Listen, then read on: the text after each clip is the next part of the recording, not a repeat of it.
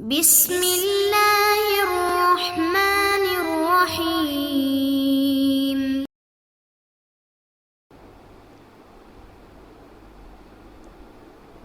اعوذ باللہ من الشیطان الرجیم، بسم اللہ الرحمن الرحیم، الحمد للہ رب العالمین، والصلاة والسلام علی سیدنا و حبیبنا محمد وآلہ الطیبین الطاہرین۔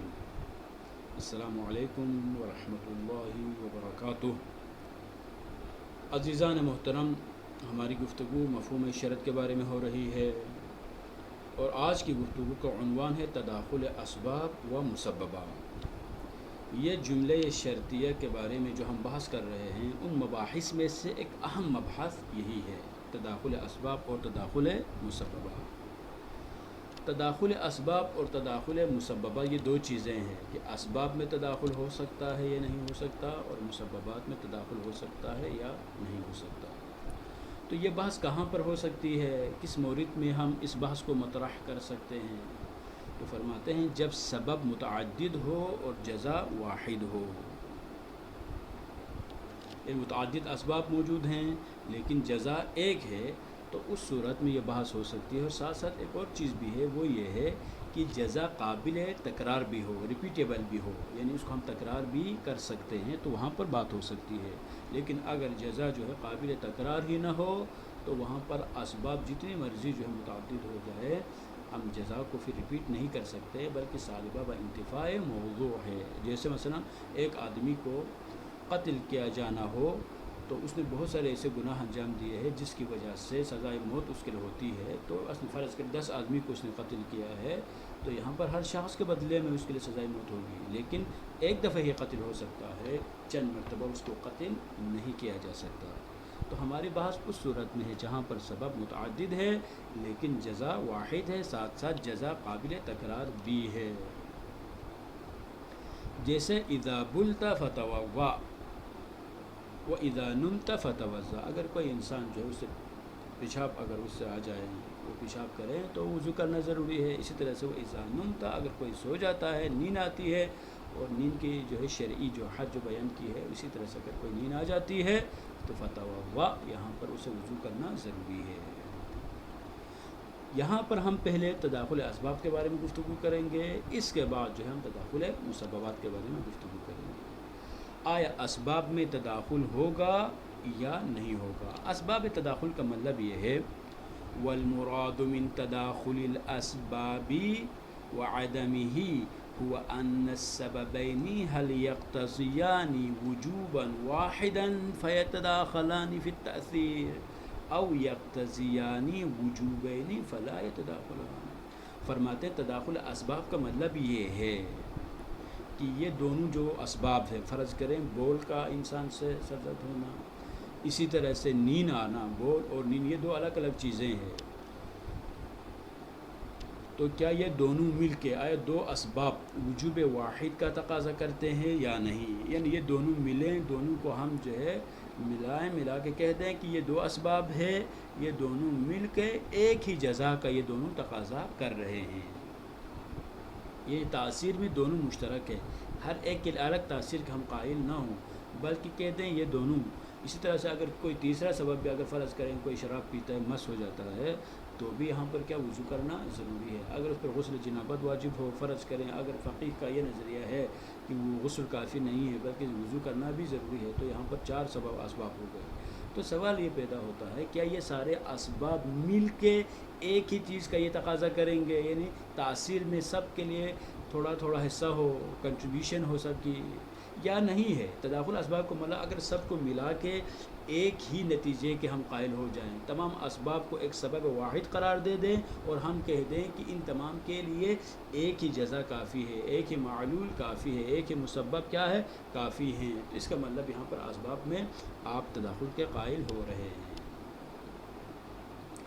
اور تداخل مسببات کا مطلب یہ ہے کہ جب ہم اسباب میں تداخل کے قائل نہ ہوں بلکہ ہر سبب کے لیے مستقل مسبب کے قائل ہو جائے، ساتھ یہ کہیں کہ ایک مسبب بہت سارے اسباب کے لیے کافی ہے، تو اسے تداخل مسببات کہا جاتا ہے۔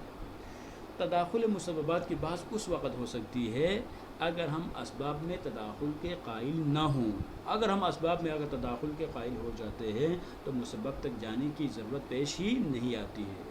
کیوں؟ اس لیے کہ جب ہم خود ہی کہہ رہے ہیں کہ اتنے سارے اسباب مل چکے ہیں، ان سب کا ایک ہی ڈیمانڈ ہے، یعنی یہ سب مل کے ایک ہی چیز کا جو ہے وہ تقاضا کر رہے ہیں، تو ان سب کے نتیجے میں ایک ہی چیز چاہیے جو ان سب کے لیے کیا کافی ہوگی.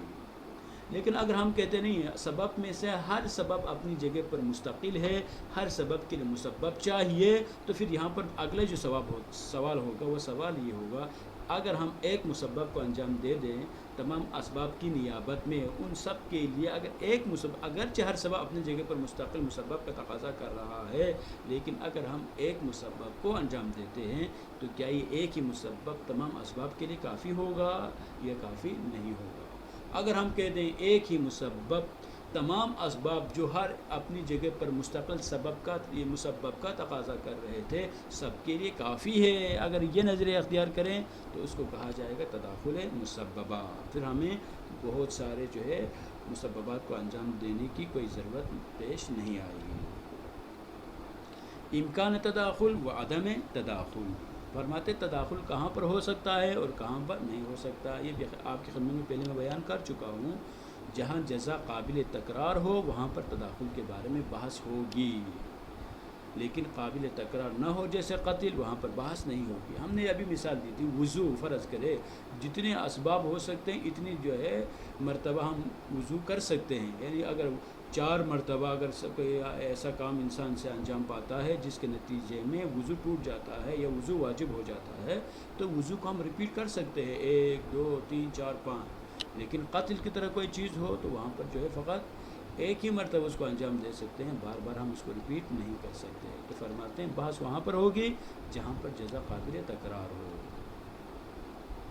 حکم تداخل اسباب. اب یہاں پر ہم نے کہا کہ اسباب میں تداخل کا مطلب بھی آپ کی خدمت میں ہم نے بیان کر دیا، اور مسببات میں تداخل کا مطلب بھی آپ کے لیے پیش کر چکے ہیں، آپ کی خدمت میں اس کو واضح کر چکے ہیں.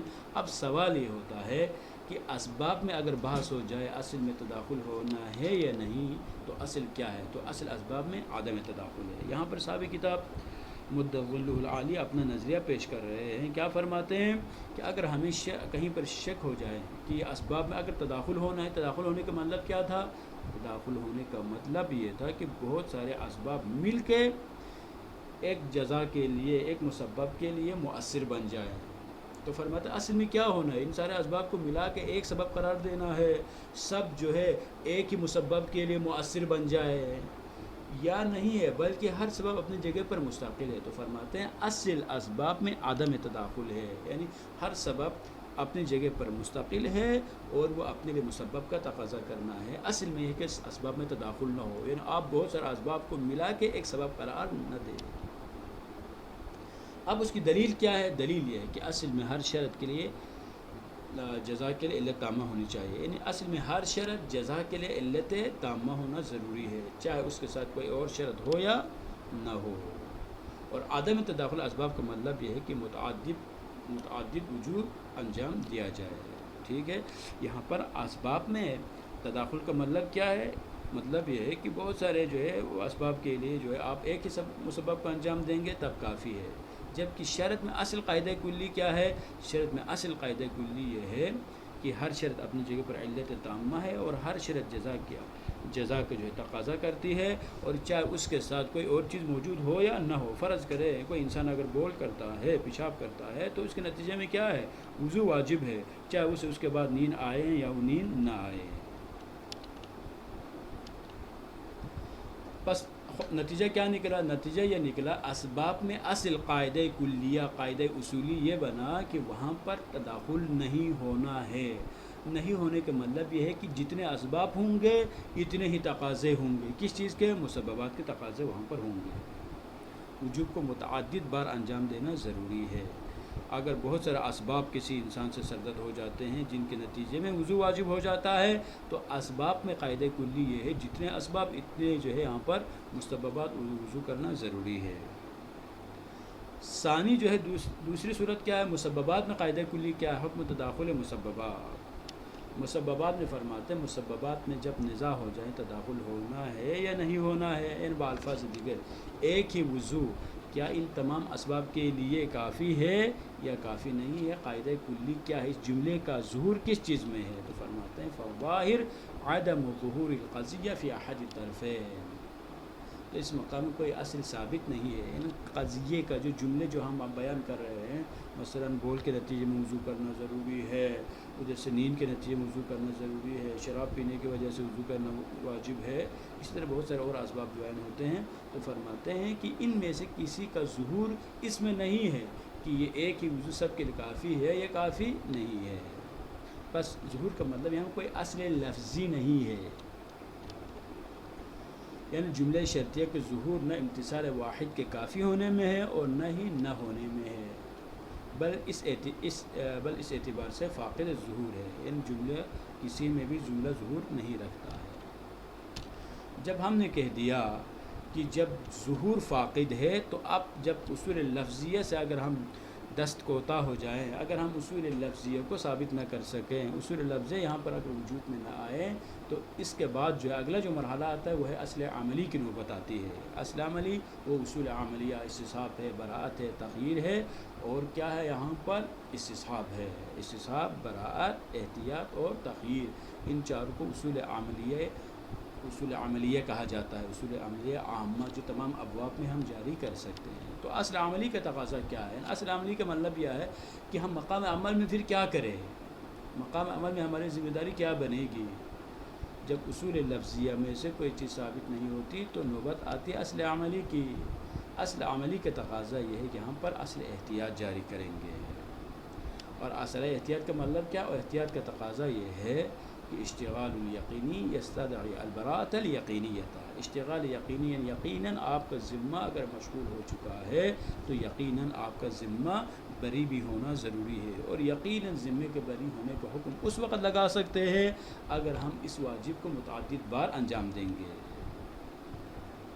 اور متعدد بار انجام دینے کا مطلب یہ ہوا کہ جتنے اسباب آپ کے پاس موجود تھے اتنے ہی مسببات کو وجود میں لانا ضروری ہے.